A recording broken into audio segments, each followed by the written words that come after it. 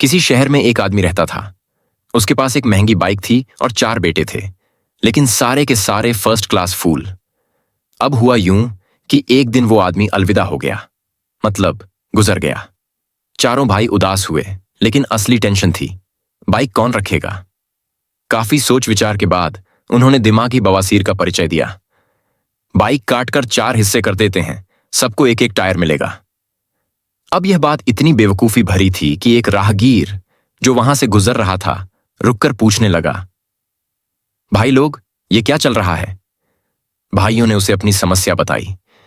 बंदा माथा पीटते हुए बोला, अरे भाई, सीधा बाइक बेच दो और पैसे बांट लो।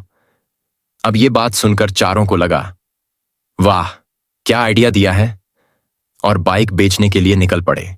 रात हो चुकी थी और सफर लंबा था, तो उन्होंने एक सड़क किनारे आराम किया। आधी रात में एक चोर आया और बाइक उड़ा ले गया। जब एक भाई उठा और देखा कि बाइक गायब है, उसने बाकी तीनों को जगाया। एक बोला, अरे सो जा भाई, रामू पंक्चर वाला ले गया होगा, सुबह देखेंगे। और चारों फिर सो गए। सुबह उठकर उन्होंने रामू पंक्चर वाले को ढूंढना शुरू किया, लेकिन रास्ते में उन्हें बाइक की जगह ऊंट के पैरों के निशान दिखे। अब इनमें से एक बोला, ये ऊंट जरूर एक आंख से काना होगा। दूसरा बोला, हां, और ये मेल ऊंट होगा। तीसरा बोला, लगता है रस्सी तोड़कर भागा है। अब जैसे ही आगे बढ़े, एक आदमी घबराया हुआ दौड़ता आया और पूछने लगा, भाइयों, क्या आपने मेरा ऊंट देखा। अब ये चारों बोले, हां भाई, ऊंट मेल था, एक आंख से काना था, रस्सी तोड़कर भागा था। वो आदमी खुश होकर बोला, अरे वाह, फिर ऊंट किधर गया। चारों बोले, हमने ऊंट देखा ही नहीं। अब बेचारा ऊंट वाला शक में पड़ गया, बिना देखे इतनी डिटेल कैसे पता। पक्का तुम चारों ने ऊंट चुराया है। और उनको सीधा राजा के दरबार में खींच ले गया। अब राजा ने पूछा, कहो भाइयों, ये ऊंट चोरी की है। चारों बोले, नहीं सरकार, हम तो बस ज्ञानी हैं, सब कुछ पहले से पता लग जाता है। राजा को भी थोड़ा शक हुआ। उसने टेस्ट लेने के लिए एक संदूक में अनार छुपाया और पूछा, बताओ इसमें क्या है। पहला बोला, सर, कुछ गोल चीज है। दूसरा, इसके ऊपर ताज जैसा कुछ लगा है। तीसरा, इसमें छोटे छोटे बीज हैं। चौथा, तो साफ है इसमें अनार रखा है। राजा हक्का बक्का रह गया। भाई, इन्हें सच में गैप नॉलेज है। और ऊंट वाले को फटकार लगाकर चारों भाइयों को छोड़ दिया। अब राजा से पैसे मिल गए तो चारों ने जाकर बकरियां और भेड़ें खरीद लीं और फिर अपने गांव लौटने लगे। रास्ते में एक पेड़ पर एक बकरी छड़ी दिखी। एक भाई चिल्लाया, भाई बचाओ, ये बकरियां पेड़ तोड़ रही हैं और भेड़ें हमें मारने की प्लानिंग कर रही हैं। चारों डरकर अपनी भेड़ बकरियां वहीं छोड़कर भाग निकले।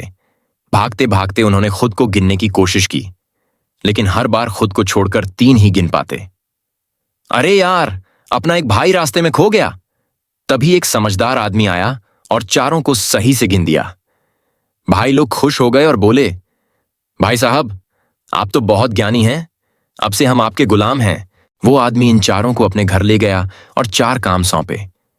एक को अपनी बूढ़ी मां की देखभाल दी, दूसरे को बैलों को खिलाने का काम, तीसरे को गेहूं काटने का काम और चौथे को बकरियों की देखभाल। अब इन चारों ने अपना टैलेंट दिखाया, मां की देखभाल। भाई ने सोचा, मां के ऊपर मक्खी नहीं बैठनी चाहिए, और मक्खी मारने के चक्कर में बूढ़ी अम्मा को डंडे से ठोक डाला। बैलों को खाना। दूसरा भाई बोला, अरे यार, बैल खुद खाना क्यों नहीं खाते, और दोनों बैलों को भूसे के ढेर में गाड़ दिया। गेहूं काटना। तीसरे भाई ने बोला, अगर गेहूं को भून दें तो सीधा खा सकते हैं, और पूरा खेत जला डाला। बकरियों की देखभाल। चौथा बोला, ये बेचारे भेड़िए भूखे हैं, और सारी बकरियों को भेड़ियों के हवाले कर दिया। शाम को जब मालिक लौटा तो देखा कि मां मर चुकी, बैल गायब, खेत जल चुका और बकरियां भेड़िए खा चुके थे। मालिक ने माथा पीट लिया और बोला, भगवान तौबा, तुम चारों ने मेरी जिंदगी का भट्ठा बैठा दिया, निकलो मेरे घर से। चारों भाइयों ने मासूमियत से कहा, ठीक है भैया, लेकिन पहले हमें अम्मा के लिए कब्र खोदने का काम तो पूरा करने दो। कब्र खोदने गए, लेकिन 2 मिनट में वापस आ गए। भाई, अम्मा खुद ही कब्र में चली गई होंगी। अब मालिक ने हार मान ली और चारों को लात मारकर भगा दिया। Moral on for the story, बेवकूफ़ी और ओवर कॉन्फिडेंस का कॉकटेल जिंदगी का भट्ठा बैठा देता है।